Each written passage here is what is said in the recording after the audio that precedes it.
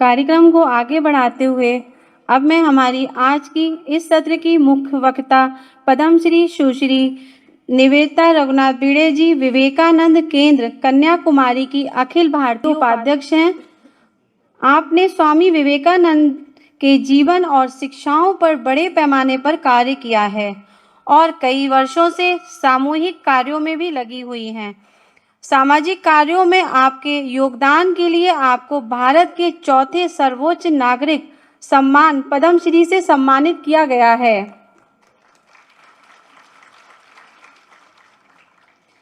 आपने 15 से अधिक किताबें लिखी हैं, विभिन्न राष्ट्रीय और अंतर्राष्ट्रीय सेमिनारों में शोध पत्र भी प्रस्तुत किए हैं और देश व विदेशों के अनेक विश्वविद्यालयों में व्याख्यान दिए हैं। मेरा पद्मश्री सुश्री निवेदिता रघुनाथ भिड़े जी से आग्रह है कि वो आएं और अपना आज का वक्तव्य हम सबके सामने रखें। आज की मुख्य अतिथि आदरणीय अमृता जी, प्रतिमा जी, इंदु जी, यहाँ उपस्थित सब विविध संगठनों के अधिकारी और मेरी बहनें, आप सभी को मेरा नमस्कार। मनुष्य के जीवन में चाहे वो वृद्ध हो, युवा हो, स्त्री हो, पुरुष हो, शिक्षित हो, अशिक्षित हो, गांव का हो, शहर का हो, कभी न कभी जीवन में ये प्रश्न उठता है कि मेरे जीवन का प्रयोजन क्या। कुछ होता है तो प्रश्न उठता है, कुछ मृत्यु को देखते हैं प्रश्न उठता है कि क्या हमारे जीवन का भी कोई प्रयोजन है या हम जन्मे बड़े हुए एक दिन वृद्ध होंगे और चले जाएंगे। और हमारे जीवन का प्रयोजन क्या है, ये हमारे संस्कृति ने, ऋषि मुनियों ने हमें बताया है। एक तो है अपना आत्म स्वरूप समझना। हम सिर्फ पुरुष मन बुद्धि नहीं है, हम संपूर्ण शक्तिमान आत्मा है, तो आत्म शक्ति को प्राप्त करना। और दूसरा है कि मैं इस पूरे अस्तित्व की अंग हूं, इसीलिए मेरा ही विस्तारित स्वरूप मेरा परिवार है, समाज है, राष्ट्र है और सृष्टि है। तो जब मैं कहती हूं मेरा विकास करना है, मैं सुख से रहना है, मेरा जीवन धन्य होना है, तो इसमें मेरा में सिर्फ व्यक्ति नहीं आती है, तो मेरा ही विस्तारित स्वरूप परिवार, समाज, राष्ट्र और सृष्टि है। तो इन सब का विकास मेरे विकास में निहित है। जैसे उदाहरण देना है तो जैसे ये उंगली है, अभी इस उंगली का विस्तारित स्वरूप क्या है, ये हथेली है ना। क्यों ये हथेली इस उंगली का विस्तारित स्वरूप है? क्योंकि इस हथेली के बिना इस उंगली का कोई प्रयोजन नहीं है। इस हथेली से वो अलग होती है तो उस उंगली का कोई काम नहीं है, उसका सब समाप्त हो जाता है। फिर इस हथेली का विस्तारित स्वरूप हाथ है, हाथ का विस्तारित स्वरूप पूर्ण शरीर है। तो उसी प्रकार मनुष्य का विस्तारित स्वरूप परिवार है, परिवार का विस्तारित स्वरूप समाज है, समाज का विस्तारित स्वरूप राष्ट्र है, राष्ट्र का विस्तारित स्वरूप यह पूर्ण सृष्टि है। और जो इन सारे रूपों में प्रकटित होता है वो आत्म चैतन्य हम सब में स्थित है। इसीलिए हम सब परस्पर जुड़े हुए, परस्पर संबंधित, परस्परावलंबी है। एक श्लोक जो हम सब बहुत बार बोलते हैं, सुने हैं, वह है अखंड मंडलाकारं व्याप्तं येन चराचरं तत्पदम दर्शितम येन तस्मै श्री गुरवे नमः। मैं सोच रही थी मैं सिर्फ ये शरीर मन बुद्धि हूँ और दुखी हो रही थी, इसकी सारी समस्याओं में उलझी थी। फिर मेरे गुरु ने मुझे बताया नहीं, ये तो तुम्हारे साधन है, तुम जो है ये इस पूरे चराचर को व्याप्त करने वाली आत्मचेतना है। ये अपना संस्कृति है और इसीलिए इस राष्ट्र का नाम भी भारत है। भा यानी ज्ञान और रत यानी जिस ज्ञान की प्राप्ति के लिए हम सदैव कार्यरत हैं, वो भारत। इसलिए इस भारत में यदि हमें जन्म मिला है तो ये हमारा बहुत बड़ा भाग्य है। और इस भाग्य को समझते हुए ही हमारा जन्म जो है, हम सारी बहनें जो यहाँ इकट्ठा हुई है, हाँ हम काफ़ी सारी समस्याओं से उलझ रही होगी, ये सारा है, लेकिन ये तो मनुष्य जीवन है, समस्या तो जीवन का भाग है। लेकिन मेरा जो जीवन है उसका प्रयोजन, तो प्रयोजन क्या है? तो पूरे सृष्टि को ही इस एकात्मता का, इस अखंडता का पाठ पढ़ाने वाले इस भारत के विकास में मैंने भी मेरा योगदान करना, ये हम सबके जीवन का प्रयोजन है। अभी जब हम कहते हैं ये विकास करना है, ये खुद के विकास से शुरुआत होती है, जो हमें अमृता जी ने बहुत अच्छी तरह से बताया कि हमें जानना है कि आजू बाजू में क्या है।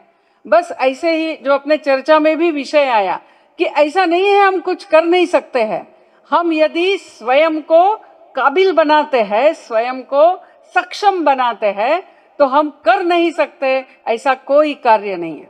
हम रोने वाली गुड़िया नहीं होंगे कि बस इतना सा कुछ हो गया रो रहे, वो ऐसी गुड़िया होती है ना, हम बच्चों को देते हैं, वो ऐसी सीधी रखने से रोती नहीं है, थोड़ी इधर हो गई क्या आवाज आएगा, इधर हो गई फिर से आवाज आएगा। हमें ऐसा गुड़िया नहीं होना है, हम तो जो भी परिस्थिति आएगी उसका सामना करने वाली महिला होना है, ऐसा हमारा जीवन होना है। और पहले सत्र में हमें सुष्मिता पांडे जी ने पूरा वेद काल से ऐसे सारे जीवन चरित्र बनाए कि यह देश में ऐसे महिलाओं को हम गिनते हुए जाएंगे तो ये काम राष्ट्र सेविका समिति कर रही है। इतना बड़ा एक खंड निकाला है और ऐसे 4 खंड निकलने वाले हैं। यहाँ स्त्री कभी अबला नहीं थी, हमने उसको कभी अबला बोला भी नहीं, वो शक्ति स्वरूपा थी, वो जगत जननी स्वरूपा थी। स्त्रिया समस्ता सकला जगत्सु विद्या समस्ता तवरूप भेदा। हे जगत जननी, इस पृथ्वी में सारी जो स्त्रियां हैं और विद्याएं हैं वो सारे आपका स्वरूप है, ऐसा बताने वाली यह संस्कृति है। और सिर्फ बताया नहीं, आज समस्या अपनी वो है। पहले हम देखते हैं, हम सिर्फ ये बताते नहीं थे, ये बोलते नहीं थे, ये जीवन में उसका अनुसरण करते थे।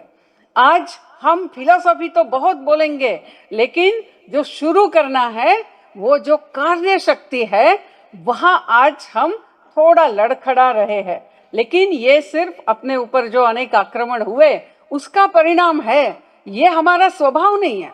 हमारा स्वभाव तो ऐसा है कि जो तत्व है वो जीवन में साकार होना ही है। ऐसे करने वाले देश में हम जन्मे हुए हैं और इसीलिए हमारा जो विकास है वो खुद का विकास में तो सब आता है।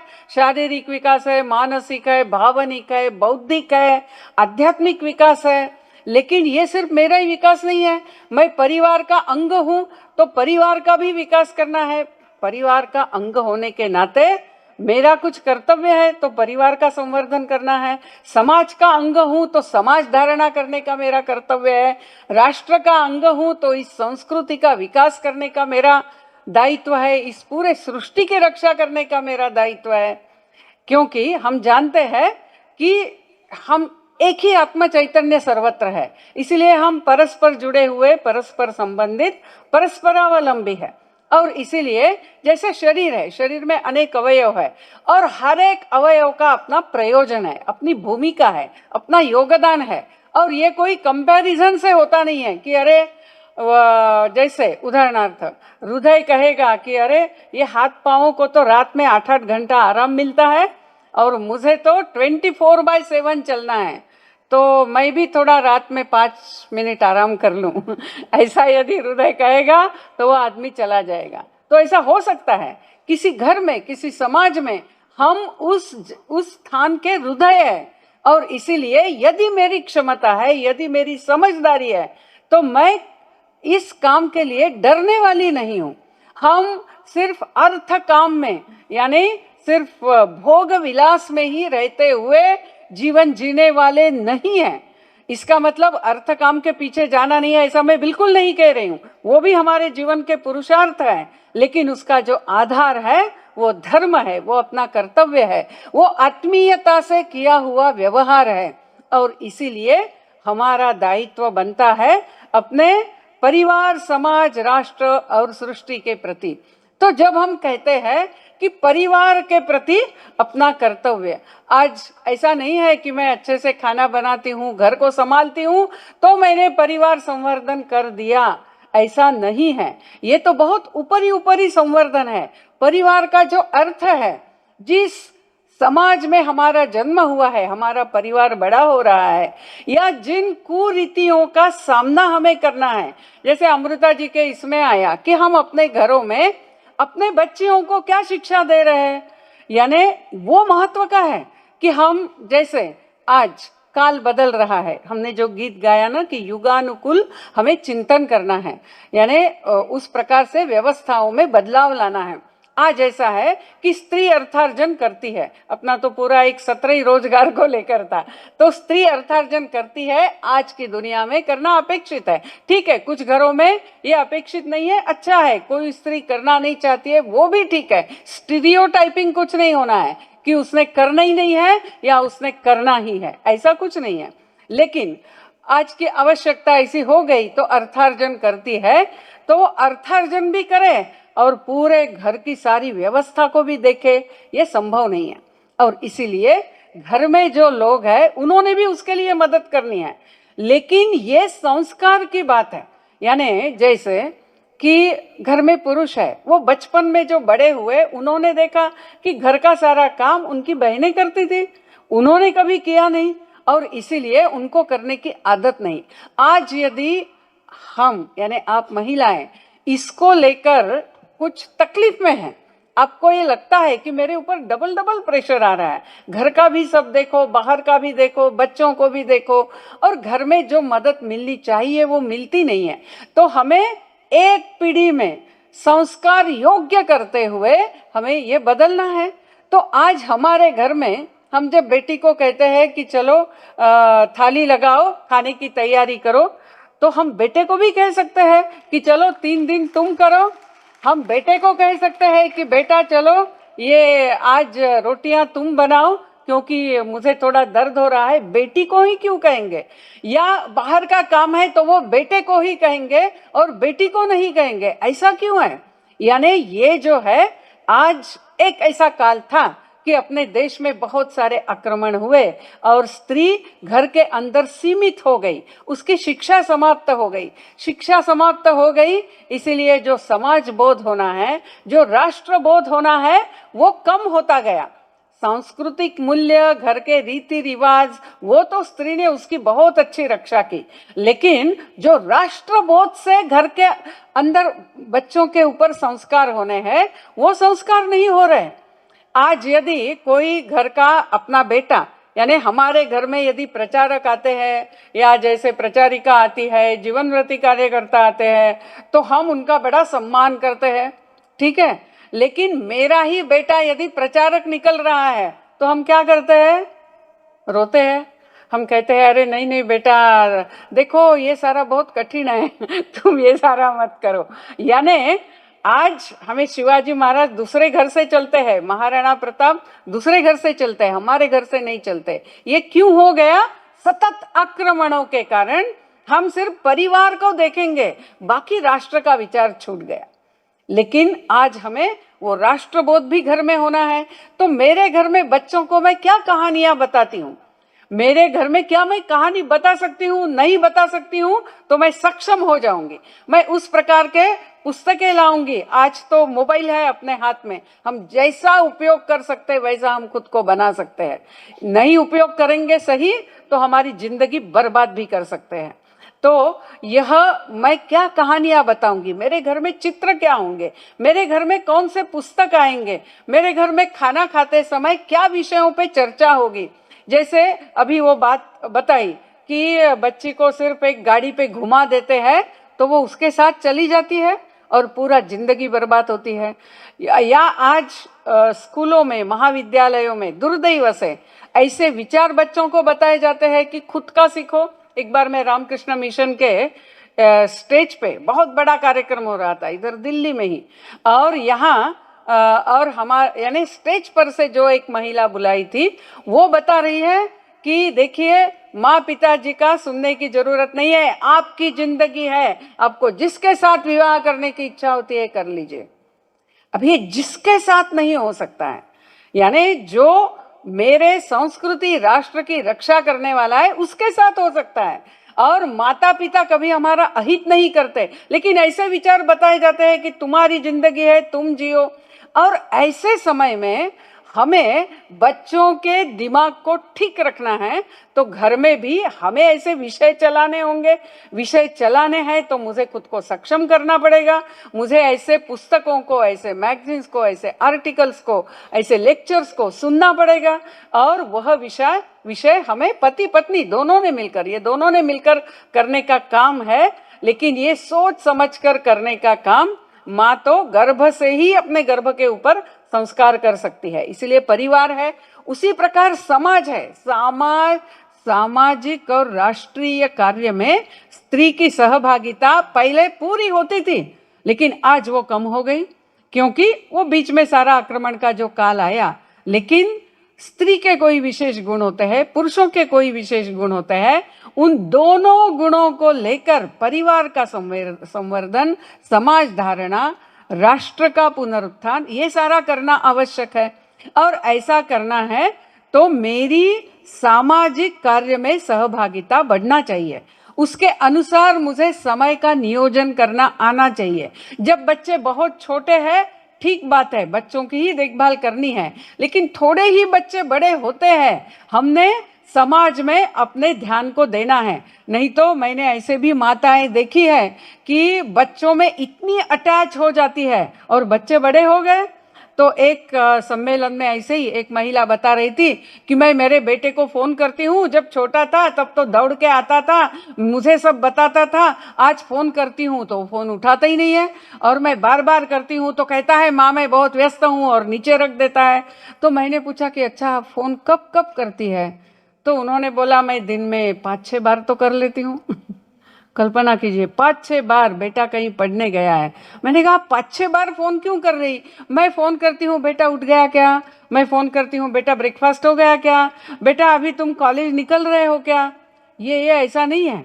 ये हमें भी वो बैलेंस सीखना है। परिवार संवर्धन करना है, लेकिन वहाँ हमारा कार्य रुकता नहीं है। ये परिवार समाज का अंग है, या परिवार का जो विस्तृत स्वरूप है वो समाज है। मेरा समाज अच्छा है तो ही मेरे बच्चे जिस समाज में बड़े होंगे, खेलेंगे, विवाह करेंगे, वो भी सुरक्षित रहेंगे, अच्छे रहेंगे। इसलिए समाज को ठीक रखने का दायित्व भी हम सबका है। हमारा बच्चा दौड़ भी रहा है, पानी है, गिर जा, हम कहते हैं पानी है तो हम कहते हैं बेटा थोड़ा देख के दौड़ो। लेकिन आज समाज में क्या क्या बुराइयां हैं, या मेरे बच्चे के लिए एक स्वस्थ समाज मिले, इसके लिए भी हम सबको अपना समय उसके लिए देना है। तो मैं उसके लिए क्या क्या कर सकती हूँ? अच्छा, रामनवमी आ रही है तो 9 दिन मैं मेरे बच्चों को तो रामायण बताऊंगी ही, उसके लिए मैं स्वयं भी अध्ययन करूंगी और आजू बाजू के सब बच्चों को बुलाऊंगी।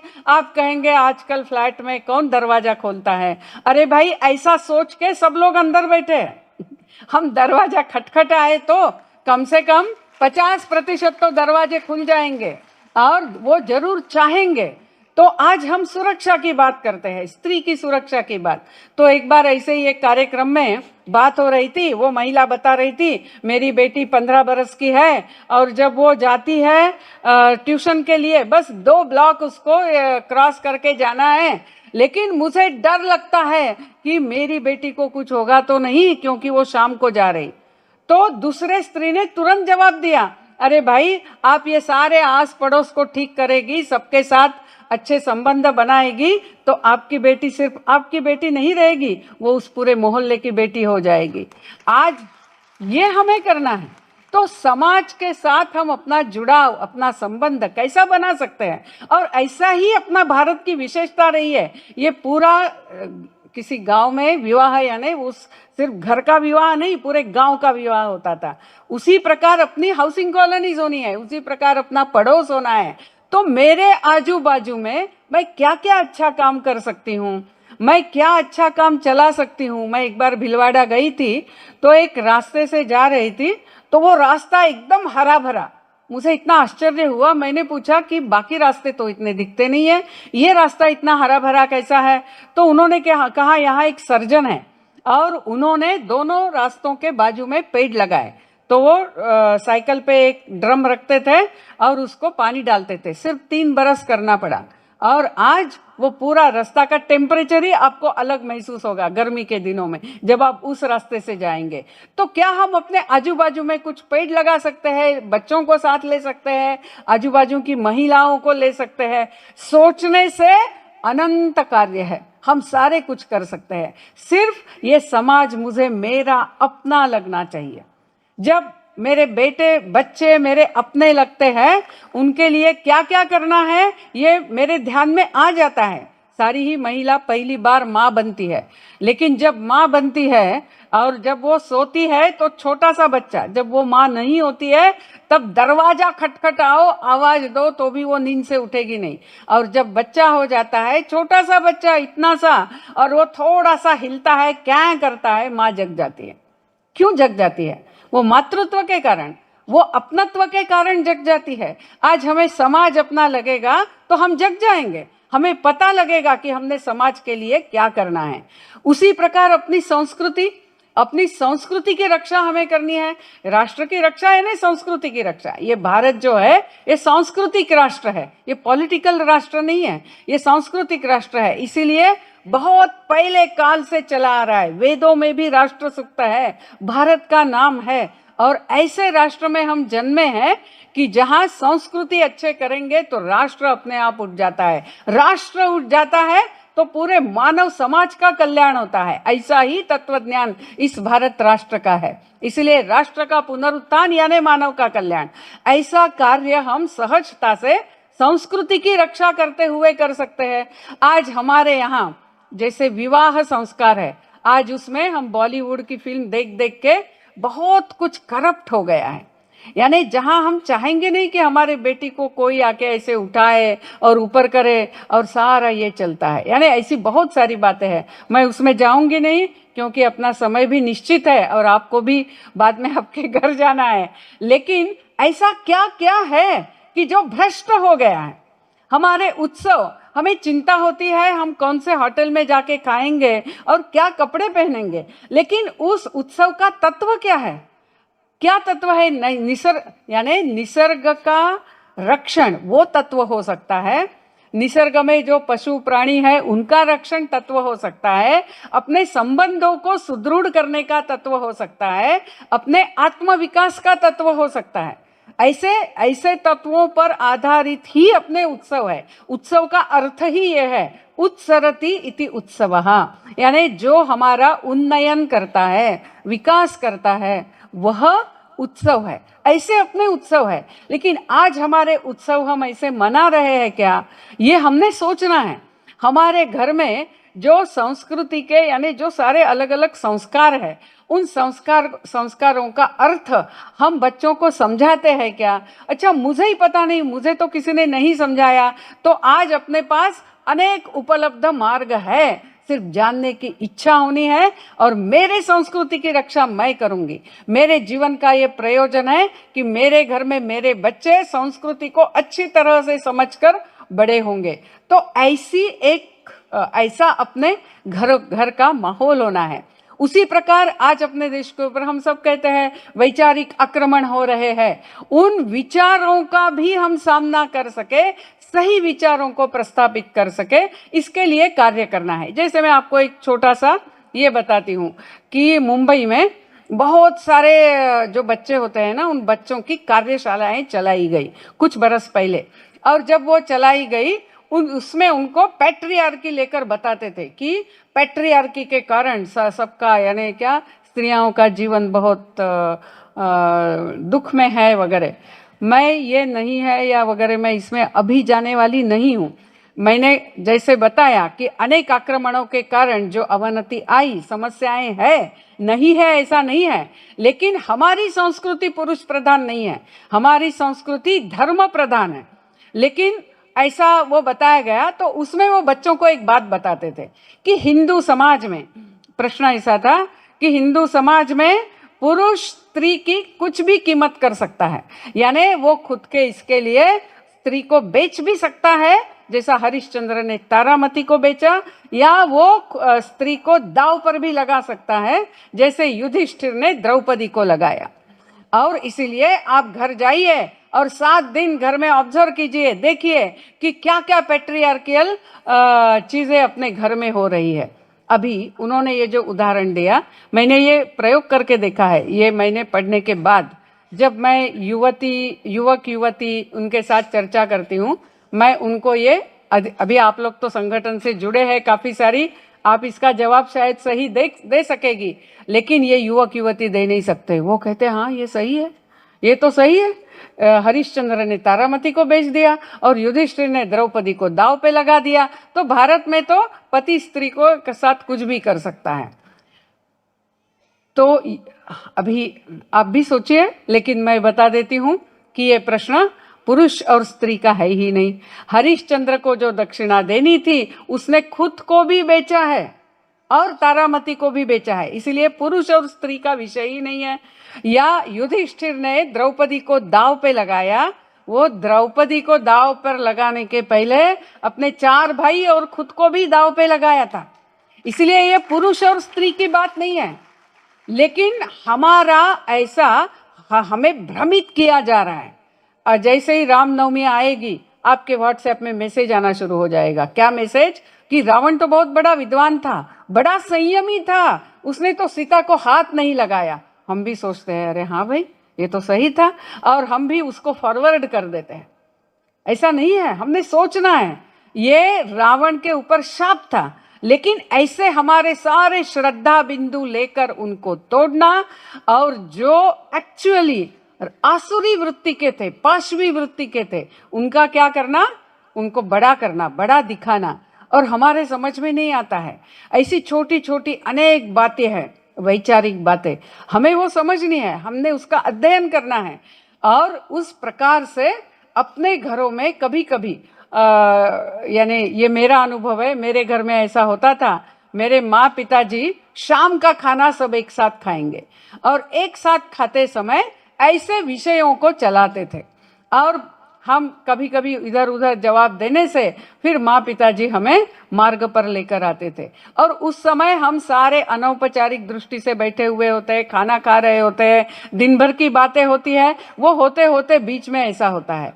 तो हमारे घर में ऐसे ऑकेजन्स क्या क्या है कि उस जिस समय हम सारे सहज गप्पे लगा रहे हैं, क्या हमारा एक खाना एक साथ हो सकता है कि जिस समय हम ये सांस्कृतिक, वैचारिक, सामाजिक, राष्ट्रीय सारे विषयों को लेकर चर्चा कर सकते हैं। यानी हमें विकास स्वयं का करना है, उसी प्रकार अपने परिवार में जो बच्चे हैं उनका भी इन सारे इसमें उनका विकास करना है। और फिर वहाँ से हम देखेंगे, जब हम विकास की बात करते हैं, आज अपने चर्चा में भी बात आई थी कि किसी ने कहा कि स्त्री का स्वास्थ्य भी बहुत महत्व का है, और सच में बहुत महत्व का है। लेकिन इसमें 2 बातें मैं बताती हूँ। एक तो हम बह जा रहे जो हो रहा है, यानी जो टीवी पे आता है, एडवर्टाइजमेंट्स होती है, तो बाहर का खाना, या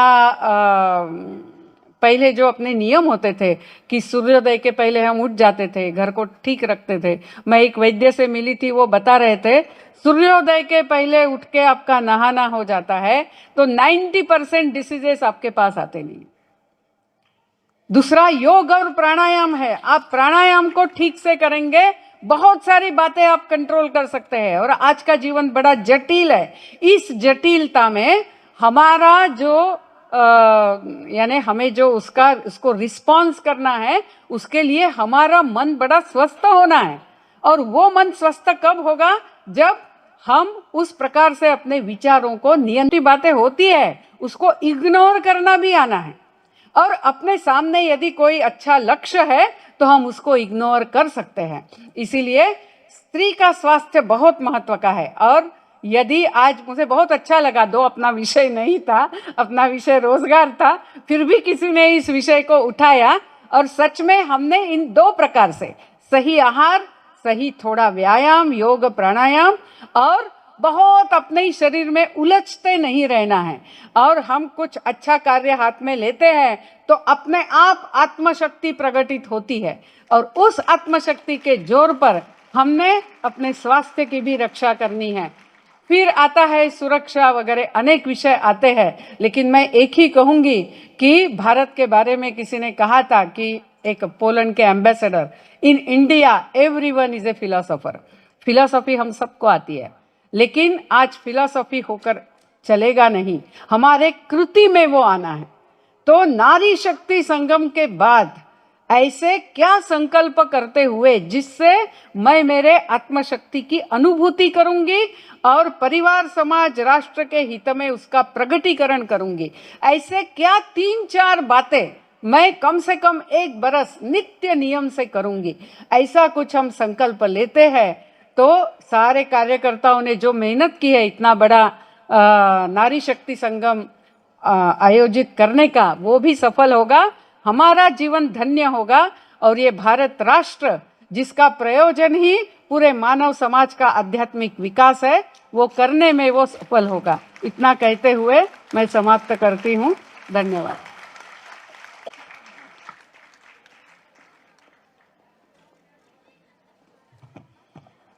आपके इस प्रेरणादायक उद्बोधन के लिए निवेदिता दी, हम आपके बहुत आभारी हैं। आपने ना केवल हमारा ज्ञानवर्धन किया, किंतु बहुत सारे विषयों के बारे में हमें सोचने पे भी मजबूर किया। और हम प्रेरणा लेते हैं आपके इस उद्बोधन से कि हमें कहीं ना कहीं पे अपने आसपास की चीज़ों के बारे में सोचना और जागृत होकर काम करने की ज़रूरत है। आप करना